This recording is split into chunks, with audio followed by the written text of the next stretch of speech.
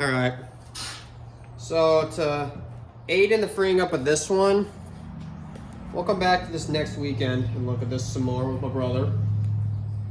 And also figure out some way to get this stuff out. We're gonna throw some of this automatic transmission fluid in here.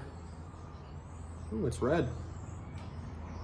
Same with this one, even though I think this one's fine.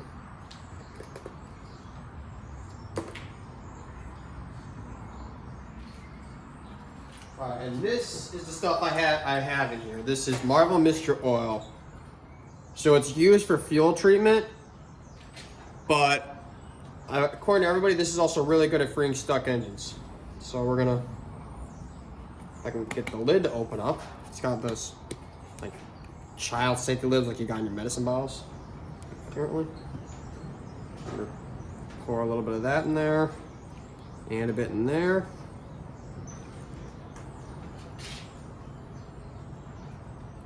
And those are already full. Why were those almost, my main question is, so these ones have held this fluid for the past couple months, but these ones drained it all out. I wonder if that all ended up in my oil pan. If they did, that's a good sign, and that's bad. I think that's a good sign. Don't quote me on that. Remember, I'm no master at this. I'm an amateur. I've only fully torn apart one engine. And actually, I didn't even tear that apart. It was torn apart by somebody else. Because it was seized up. That one was seized up super tight. Alright, so I guess, do I have my oil pan here? I don't think I do. No, I don't have my oil pan here. So I can't do that today, damn it. So yeah, that's our early investigation into this thing, and we started our teardown process. Hopefully, I can figure out some way so I can actually try to spin this over. We might have to shift it in gear and rock it. I'm going to talk to my brother about that. I'll also send him this clip so you can see exactly what I saw in here. Because this is the piston that I was concerned about. Because again, this is the one that had the open exhaust valve. So, yeah. Screw it, I got rags. Let's see. How's this one feel? This one's got a lot of gunk in it, I can feel. How's this one feel? Yeah, this one feels also kind of gunky.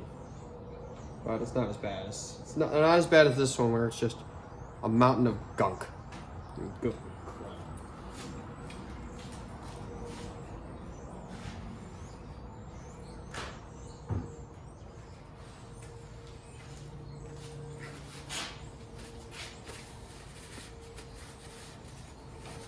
But yeah, I think that might be where we cut it here today, just because my oil pan's all the way about half an hour away from here, and I don't feel like I don't want to drive all the way back. That's a lot of fuel, and you know I'm already making enough trips into town. So I think, you know what? I think tomorrow I'll grab my oil pan and we'll actually put some oil in here and all that. I'm gonna call Brendan and see if I can borrow some more off-road diesel to put in here to try to free that piston up a bit better. And we might be able to get away with simply not moving these pistons, because I don't want to do that, because that is a pain in the ass, especially because I will then have to definitely remove this whole engine, which, so this case is just like the Farmals, where the engine is actually part of the structural frame itself. So let me give you actually a good view of this, okay? Instead of just explaining it. So these cases are just like my Farmals. So where the engine itself is actually a main part of the structural frame. You see there's no long frame rails here compared to the Allis-Chalmers over here, which you see, god damn it, shit in the ground. Which you see, the Allis-Chalmers has frame rails that run the whole length, just like the car does. Whereas the Farmals, the engine is actually a structural component for the front end. And that's the same over here with this case. And it's just a pain in the ass to try to split these, because then I have to tear off here, got to tear off all this, and it's just a nightmare. But yeah, so that's it for today's little investigation into, or that's it for the teardown for today, I should say. Let me top this.